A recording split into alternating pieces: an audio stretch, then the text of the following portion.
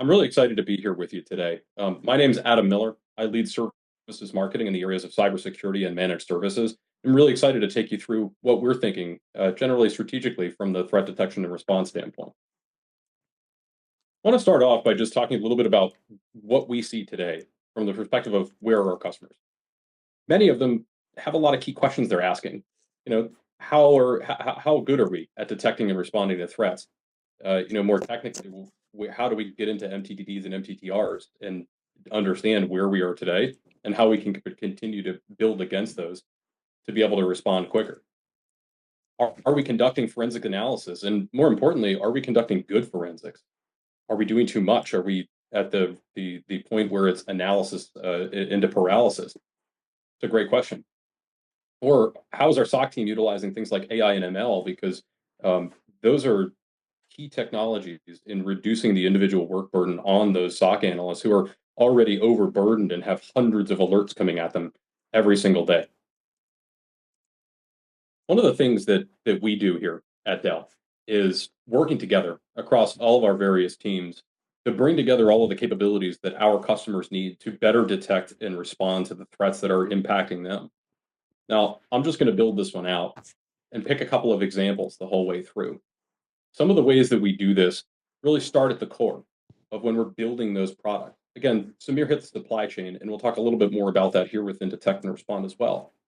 But we get down to certain technologies that really help. Things like BIOS live scanning within the server. Now, what that capability can do is take a look at what's on the BIOS today and verify that against a gold copy that we know is good. This is important as we see fileless malware attacks and various other forms of attack target BIOS level firmware levels to gain persistence. How can we detect that? Well, these are the types of technologies that we use. This is available not only in the servers, but also in the endpoints. These types of technologies, again, not only speed the ability to detect and respond, but are also very proactive in monitoring and detecting that configuration drift, which may indicate a compromise. Alerts are then provided to the data center management team, who can then work with their SOC teams to go and determine whether or not this is an isolated incident or part of a broader cyber incident impacting the organization. We'll spend quite a bit more time in the next section here. My colleague Brian will take you through this. But things like CyberSense or even anomaly detection within backup infrastructure can also tell a different story, not only indicating what's happening with the backups and whether or not jobs are completing successfully, but more importantly, hey, something here looks a little bit different than last time this came in. You may want to go take a look. Moving throughout other products, we see quite a bit of infusion of various other technologies, which allows us to utilize things like system log files to get those out and to help customers detect better through their SIM tools. On the endpoints, of course, we use the latest in extended detection and response or endpoint detection and response tools.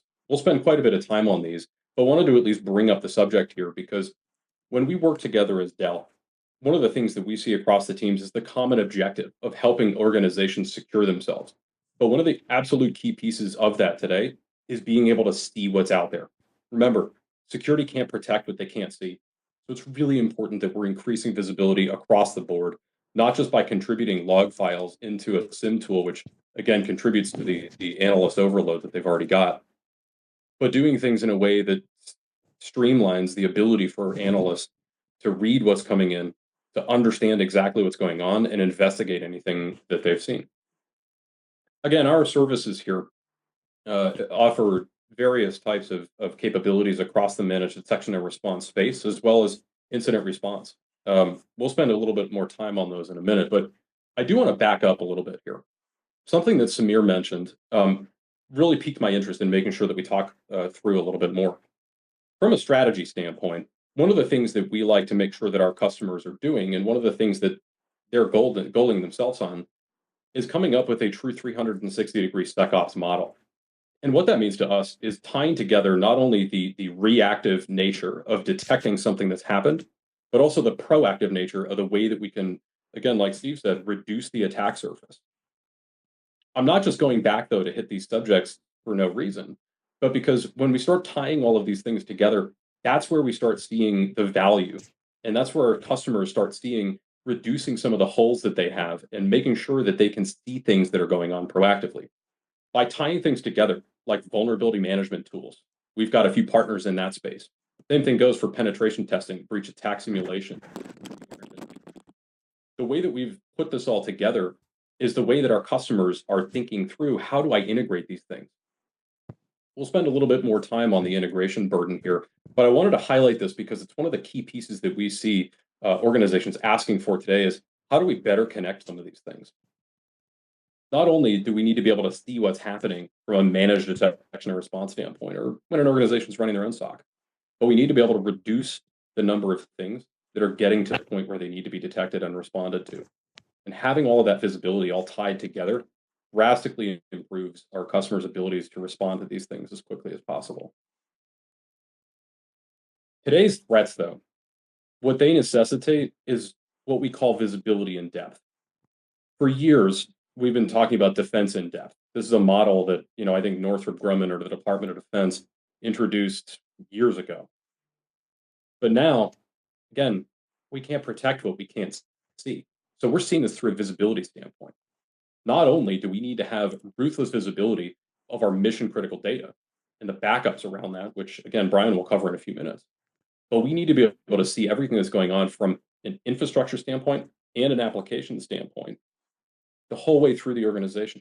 Endpoints, networks, clouds, identity. These all need to be tied together with threat detection and response, which can actually see everything. And one of the things that we are looking at very specifically now is how do we improve the nature of threat detections across the data center?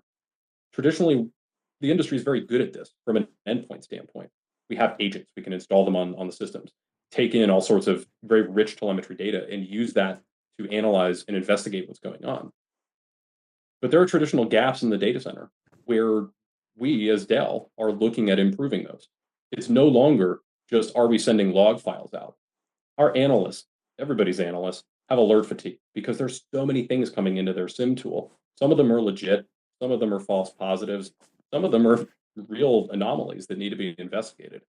But instead of focusing on those, what we're shifting to is more of an indicators of compromise model, where what we're doing is creating unique detections within some of these products in order to better understand what's going on and give the analyst more information that they can action more quickly. By doing so, one of the key things that we hear from customers all the time is that integration is hard, and doing this on their own is the expectation of the industry right now. And this is something that we are very proactively trying to shift. By bringing together some of the partners that we have across the security industry, we are shifting that security integration burden from the customer to the vendors, which is really where we start to see some of these dividends pay off is for customers and improving their security posture is because instead of tasking some of their security experts with managing tools and making sure they integrate and using them, what we're doing is instead asking them to focus on protecting the organization.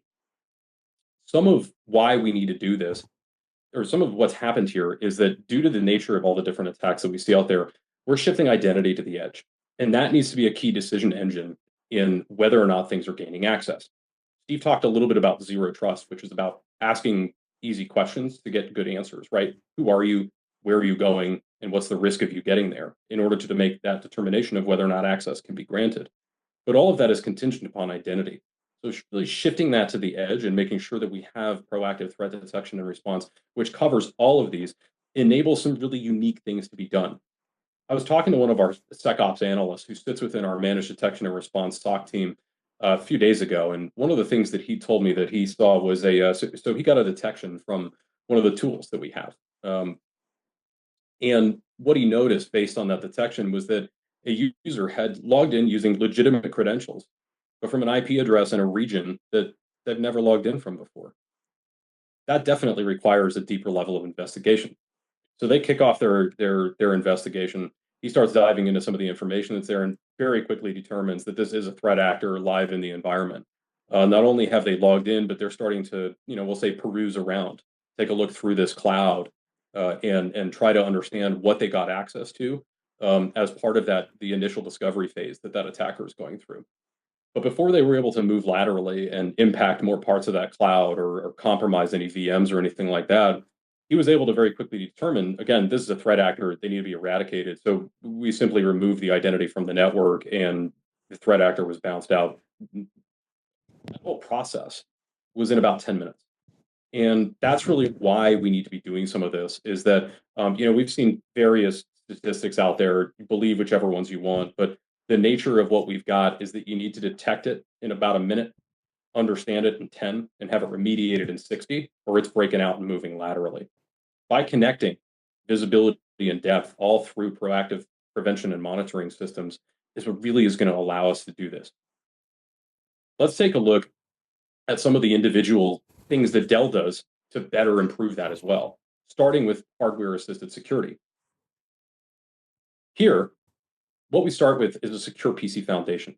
We've talked a little bit about the secure development lifecycle already, so we won't go back to that, as well as the supply chain. But it really begins at the foundation, the most fundamental aspects of our systems. Where are we sourcing things? How are we bringing those together? And how do we ensure that when they're delivered to customers, it's done in a way that they know it hasn't been tampered with?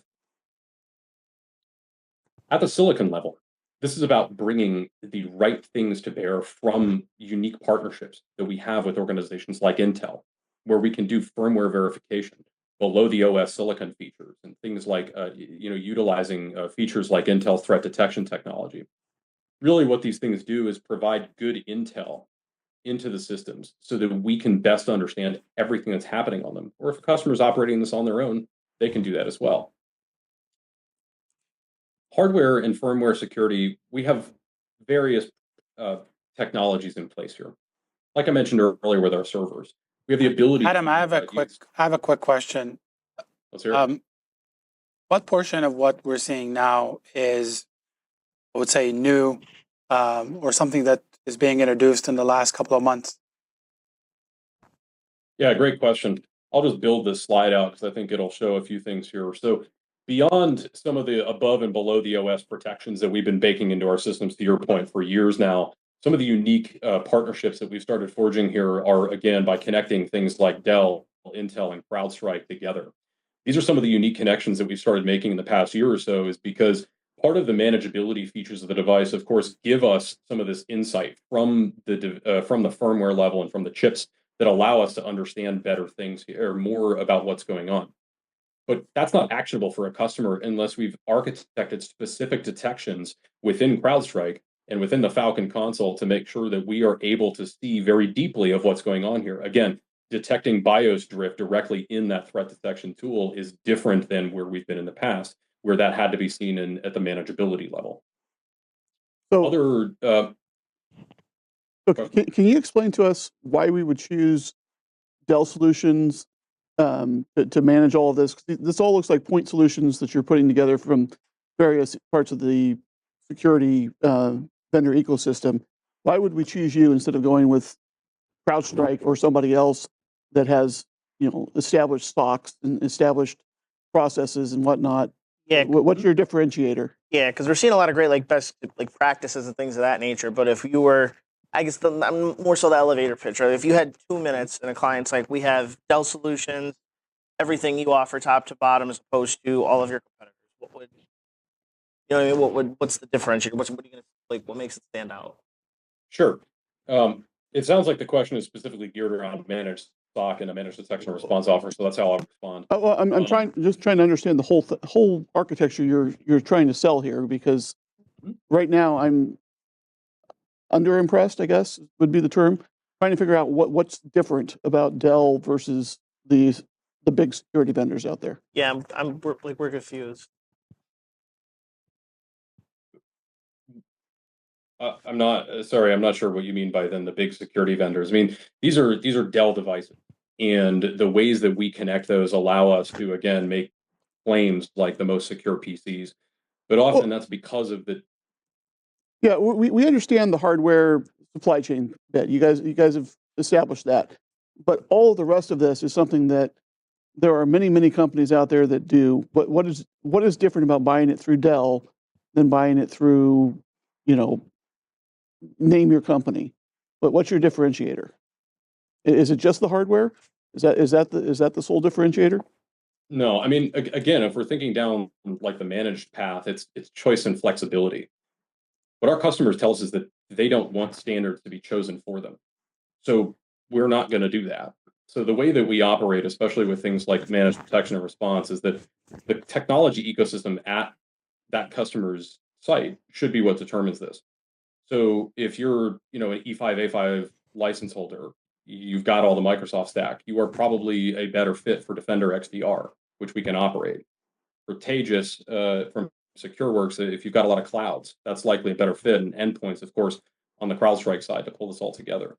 There are additionally various things that we have baked into this service as well that are not really seen as add-ons by us, but are by other security companies. Things like threat hunting and active, ongoing, proactive detections and vulnerability management, penetration testing, and breach attack simulations. These are all included in and around our MDR service because we feel very strongly that these are capabilities that organizations need to have, not just as separate piece parts, but closely tied together.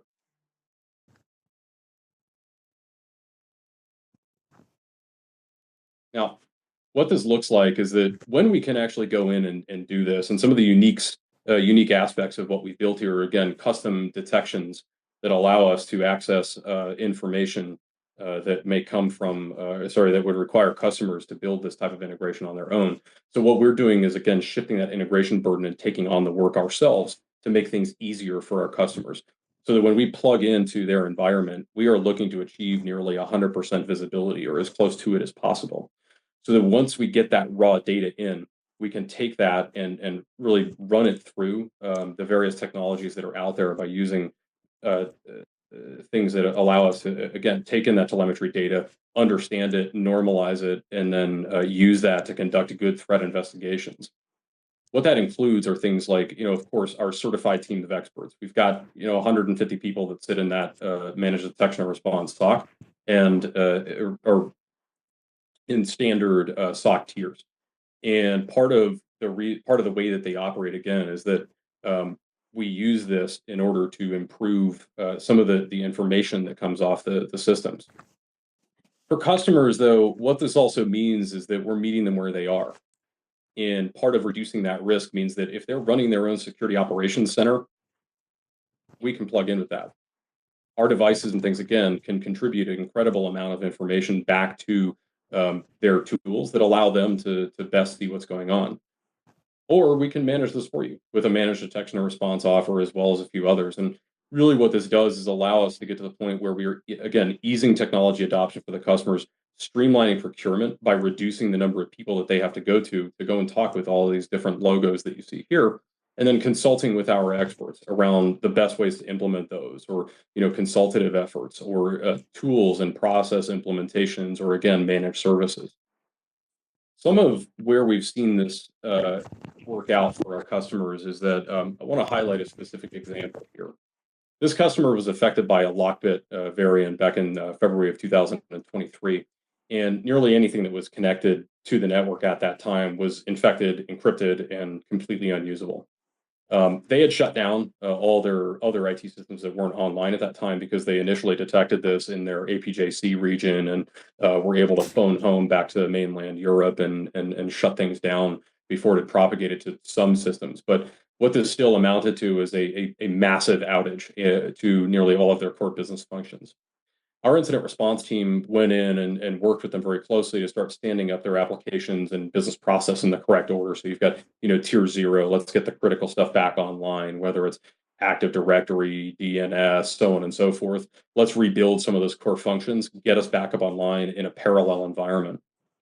But where we came back through for that customer as well is going back to the proactive side, is that they had something come in and they weren't able to catch it.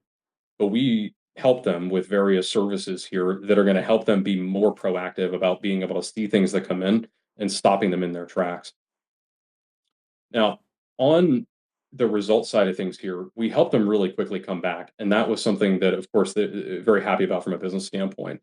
But reducing the risk is overall the thing that it really comes home from this is that they responded to the incident, not only strictly from an incident response standpoint, but from a business standpoint, they responded to it in a way that's going to help them ensure that they don't have this type of incident again in the future. Adam, I just want to clarify a little here. were they already a managed response detection and response customer before this infection? Or Great question. was No, this they were escalated not. during the event? Right, because I would have been really worried if they were a managed response customer and they'd gotten so widely. Yeah, I'm not sure I'd use that example if that were the case. Nor would I, but that wasn't clear in your delivery, so I just wanted to make sure it was well, clear in the without recording. naming names, they were using a different type of service at the time, which didn't provide the level of visibility clearly because they weren't able to catch what came in. So again, after the incident was cleaned out, they did a reassessment of their various vendors that they've got all over their security ecosystem and made a play with Dell to consolidate the number of vendors that they're working with because part of the challenge that we saw there was that they had various providers who did not talk to each other. And Right. that's a common thread that we see in the industry is that if you're trusting a managed services provider, they better contribute some incredible information, not only directly back to you, but there's got to be some sort of way to have these different services talk to one another. So I Which think is that's where we were looking for some differentiation of why would I use Dell here, as you've just hit it there, is that you're big enough to have partnerships with a lot of the other vendors that are going to be in this space and that are specialized, but you're not going to force me to choose one.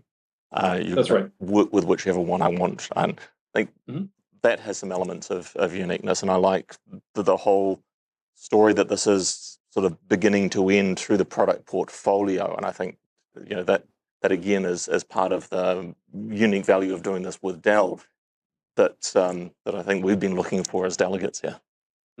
Yeah, and just to kind of take that a step further, I think part of what else I might add to that is that not only is it that we have the right partnerships, but we've also got an extremely broad portfolio. And what this lends itself to is being able to learn from cyber incidents. Again, incident response shows up and helps a customer through probably the hardest day they've had.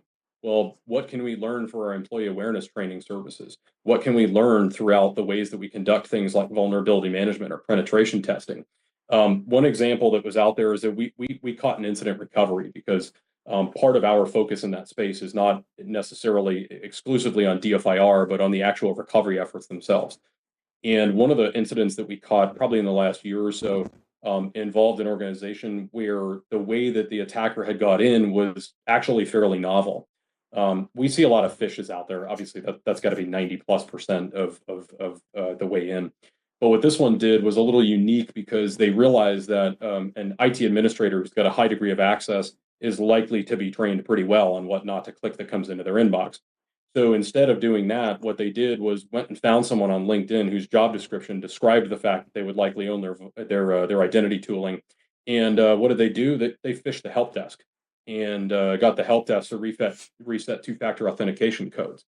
And one of the things that we therefore learned from that is that when we conduct things like managed employee awareness training, where we're going out and conducting that employee security awareness training on behalf of a customer, that we should be making sure throughout those processes that the customer's policies are not simply training IT more than everybody else, but we need to bring that minimum baseline up higher so that even organizations like the help desk have a better set of process and procedure to follow before they do something like resetting two-factor authentication codes to an admin who controls the identity database. So there's various connections, again, not only between our partners, but between the various areas of our delivery and our services teams that allow us to continuously improve these offers based on what we're seeing out there. And so, again, we are here to improve the visibility of these products. There's a lot of gaps right now across the data centers and across the various areas that we need to detect from. There's some great intel that we can get through some existing tooling, but things like SIM are coming up on 25 years old. There's got to be a better way. And working through some of these unique integrations that we're building with our partners inside Dell are allowing us to improve that capability of helping customers detect and respond, whether they're doing it on their own or whether we're helping them do that. But ultimately, the more things that we proactively can either, again, help them or detect and respond on our own means less things we have to recover from. That does not minimize the criticality of having robust recovery plans,